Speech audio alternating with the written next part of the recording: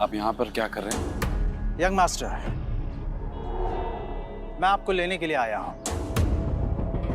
देखिए, मैं आपके साथ बहस तो नहीं कर सकता। मैं भी आपके पिताजी का एक नौकर ही हूँ। पर हाँ, उन्होंने जो काम बोला है वो तो मुझे करना ही होगा। सीधे पॉइंट पर आइए।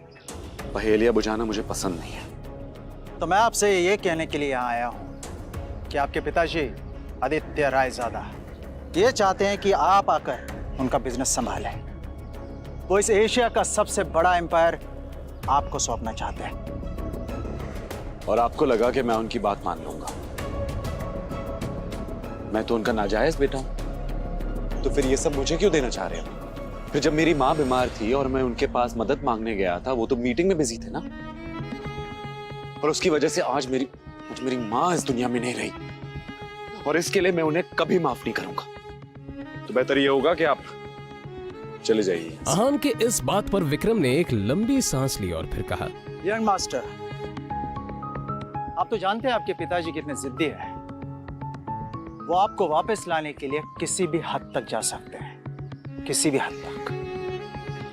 उनके सामने कोई औकात नहीं रखता। वो जब चाहे, जिसे चाहे, जहां चाहे पल में मिट्टी में मिला सकते हैं। लेकिन हाँ, जो आपके साथ हुआ उसे आप भूल जाए और रायजादा ग्रुप को अपना ले। रायजादा तैयार है आपको वो सब कुछ देने के लिए जिसके आप हकदार हैं। आहान ने जैसे अपना आखिरी फैसला सुनाते हुए कहा, आप यहाँ से चले जाइए विक्रम, और जाके बता दीजिए कि मुझे उनकी दौलत में कोई इंटरेस्ट नहीं, और उनकी सारी दौलत भी मेरी माँ को वापस नहीं ला सकती। और हाँ,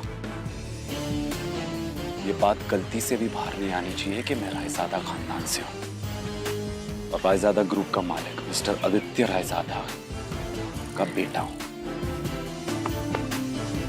विक्रम उसे जाता हुआ देखता रहा और फिर अपना मोबाइल निकालकर आदित्य रायजादा का नंबर डायल किया। दूसरी तरफ से आवाज आई, मुझे वो किसी हालत में चाहिए। उसके लिए जो भी रास्ता अपनाना है अपनाओ। मुझे आहान हर हालत में चाहिए।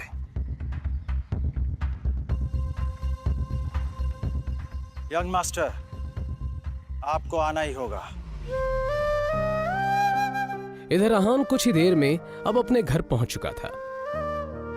लगी घड़ी में देखा तो शाम के 7 बज चुके थे। अपने आसपास देखते हुए उसने कहा, तभी अचानक ही आहान का मोबाइल बज उठा।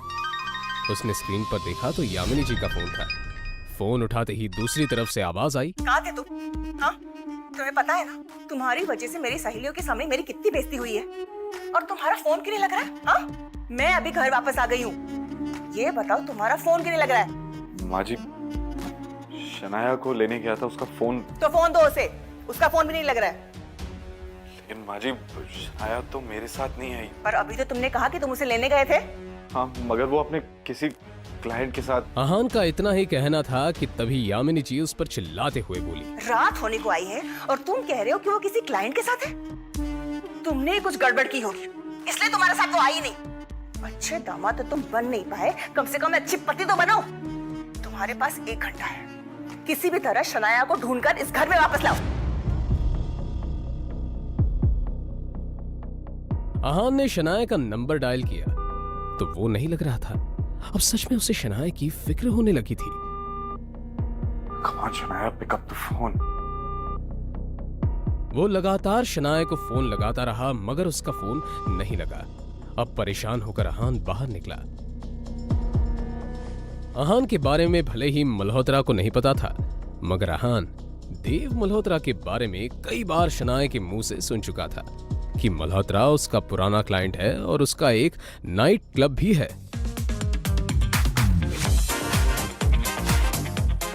अंदर बेहद ही शोर शराबा था और लोग शराब पीकर नाच रहे थे।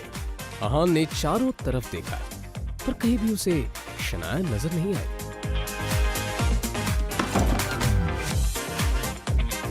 यहाँ तुम्हारी हिम्मत कैसे यहाँ आने की?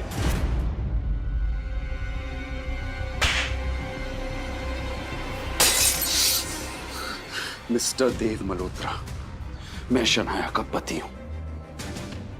जी तो कर रहा तुम्हें अभी के अभी जान से मार दूं, पर मेरे हाथ बंधे हुए हैं क्योंकि शनाया को तुम पर बहुत भरोसा है।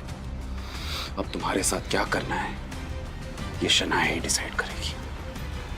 आउट।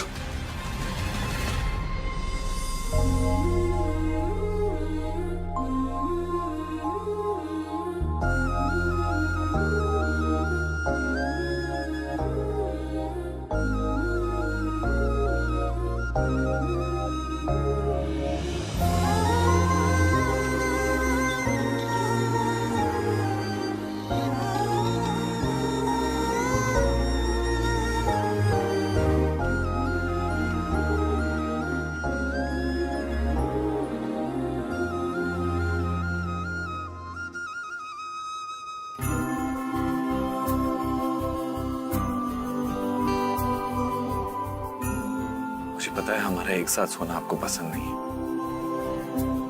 पर आज रात आपको इसी कमरे में सोना पड़ेगा।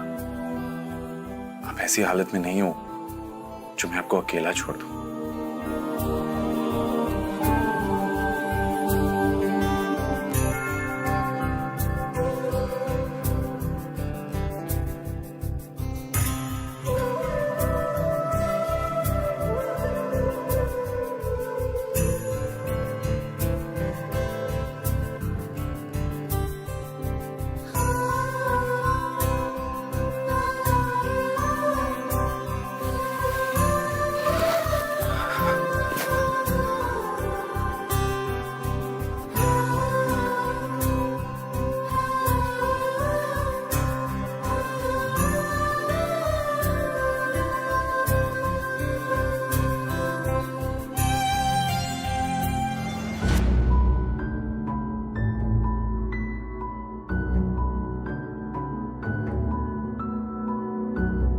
आपकी हिम्मत कैसे हुई मुझे अपने साथ सुलाने की?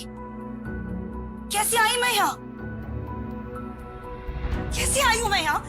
नहीं, एक सेकंड। आपको पता है ना कि मेरा कमरा अलग है, फिर भी आपने अपने बिस्तर पर अपने साथ मुझे सुलाने की हिम्मत की कैसे? नहीं, क्यों किया आपने ऐसा? क्यों? शनाया, तुम कल रात को नशे में थी और मल्होत्रा से बचाकर मैं आपको यहाँ लाया, और आपको इस हालत में देखकर आपको अकेला छोड़ना मैंने सही नहीं समझा, बस इसलिए।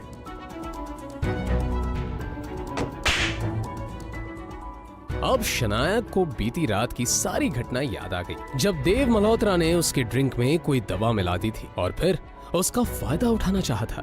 मुझे याद आ गया कि मेरे साथ कल क्या हुआ था। पर अगर आप ये समझते हो कि आप इस बात का फायदा उठाकर मेरे करीब आ सकते हो तो ये दिमाग से कंप्लीटली निकाल दो। आपके चक्कर में मुझे याद ही नहीं रहा कि मुझे कितना जरूरी काम करना था। इस मल्होत्रा का तो कुछ करना पड़ेगा। मुझे पता ही नहीं था कि ये इतना घटिया इंसान निकलेगा।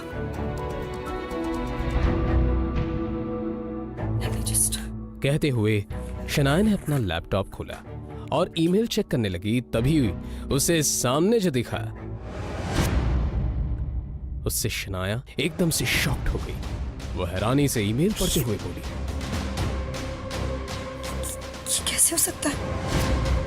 इस ऑफिसर ने मेरे ड्रीम प्रोजेक्ट को अप्रूव करने से मना कर दिया। तभी अचानक ही शनाया का मोबाइल बजने लगा। उसने स्क्रीन पर देखा तो उसके दादाजी आनंद गिल का कॉल था। गिल कंस्ट्रक्शन कंपनी के बिजनेस से जुड़े सारे अहम फैसले वही लेते थे। शनाया फोन की तरफ ऐसे देखने लगी जैसे अगर उसे उठा लिया तो कयामत ही आ जाएगी। उसे पता था कि बिजनेस से जुड़े फैसले लेने में उसके दादाजी बेहद सख्त हैं। आखिर में फिर शनाया ने फोन उठाकर अपने कानों से लगा ही लिया। कुछ ही देर में वो यूं ही दूसरी तरफ से बातें सुनती रही और फिर आखिर में मोबाइल उसके हाथ से छूटकर नीचे गिर गया। वो एकदम से सदमे में आ चुकी थी। आखिर क्या कहा गया फोन की दूसरी तरफ? क्या आहान और शनाया के बीच मिटेंगी दूरियां? जानने के लिए बने रहिए इस कहानी के साथ।